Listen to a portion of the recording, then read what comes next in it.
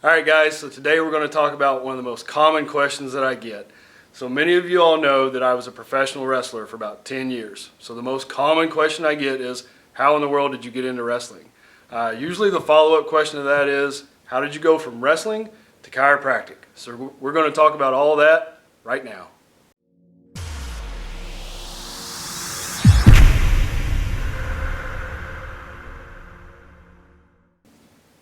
Alright, so professional wrestling. How in the world did I get into professional wrestling?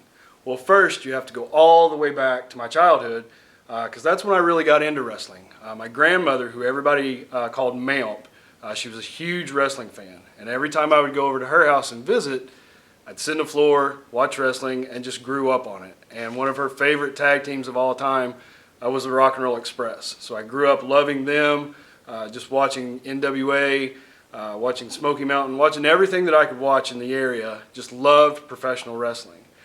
So how I got into it was, if you fast forward a few years in college, a local show came to town and me and my buddies went. And I had been an athlete my whole life. I'd played high school football and just all kinds of other sports. But when I was watching these guys in the ring, I mean, some of them were like 150 pounds, soaking wet. They weren't athletic. It just didn't look all that great. And I was like, well, if those guys can do it, I know I can do it. So I ended up talking to the promoter after the show. Come to find out, he was actually an old friend of my dad's.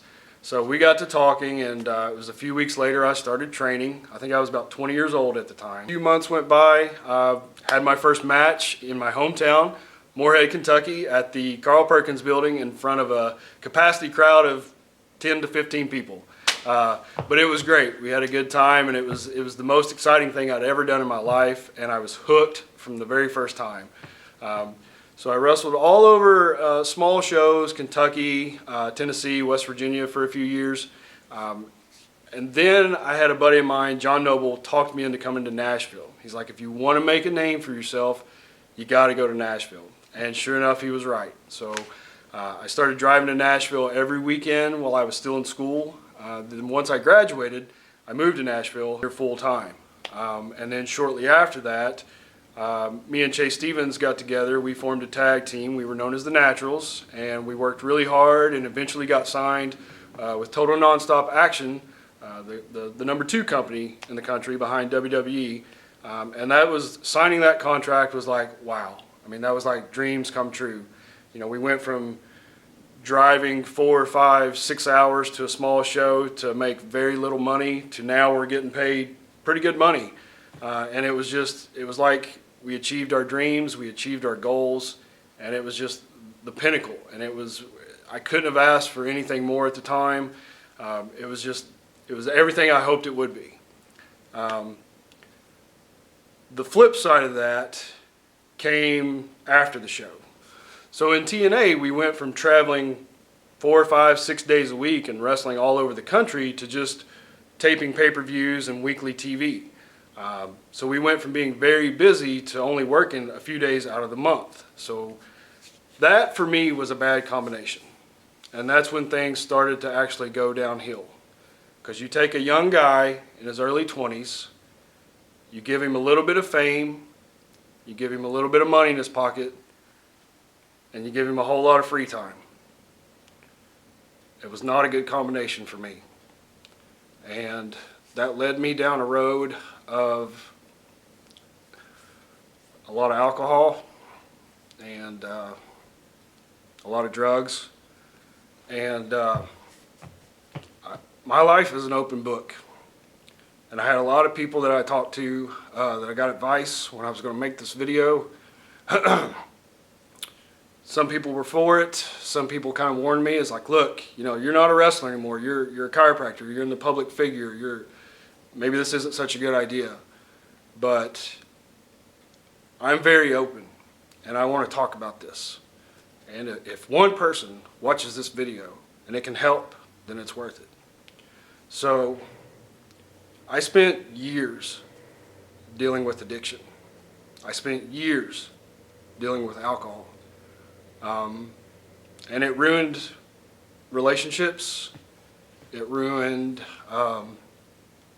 I wouldn't say it ruined my career, but I look back and there's matches I can watch on YouTube. There's matches that I've got on tape, and I could tell I was pretty in rough shape. You got to understand, there at one point, TNA was taping out of Universal Studios in Orlando. So we would fly down there on a weekend and tape enough television for 2 weeks. So we were basically in 1 month's time actually at work 6 days out of the month. So you would think somebody in their right mind, which an addict isn't, you know, if you're going to party, if you're going to be crazy, do all that stuff while you're at home, and then those 6 days while you're at work and you got to perform, sober up, be normal. But I wasn't thinking straight, and I wasn't normal. I was an addict, and I was an alcoholic. And so those 5, 6 days where I should have been the most clean and the most on my game,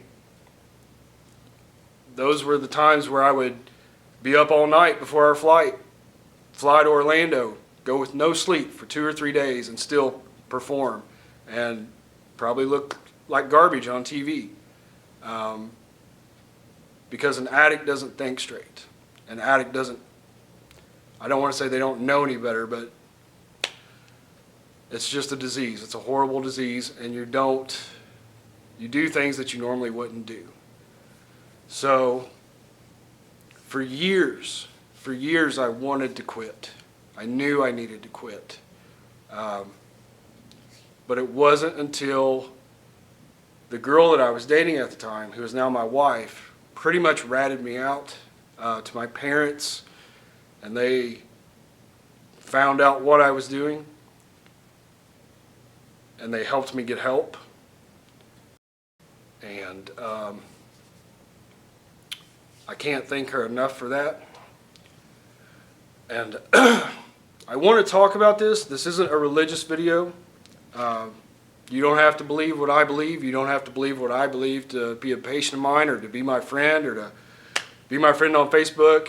But this is my story, and I want to let you know how my story went. So I was raised in church. I knew about God, I knew about Jesus, but it just never clicked. And as soon as I was old enough to not go to church, I didn't go to church. But after years of wanting to quit drinking and wanting to quit putting the poison in my body,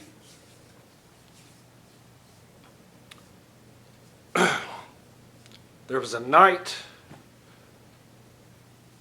that for the first time in my life,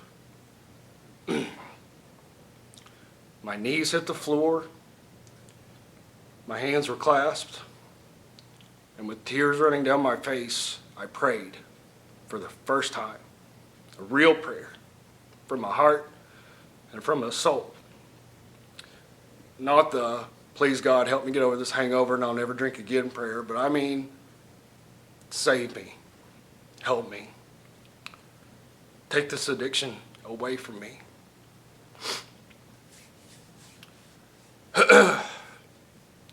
It's been almost 10 years, and I've not had one craving since that night that I prayed to God to save me.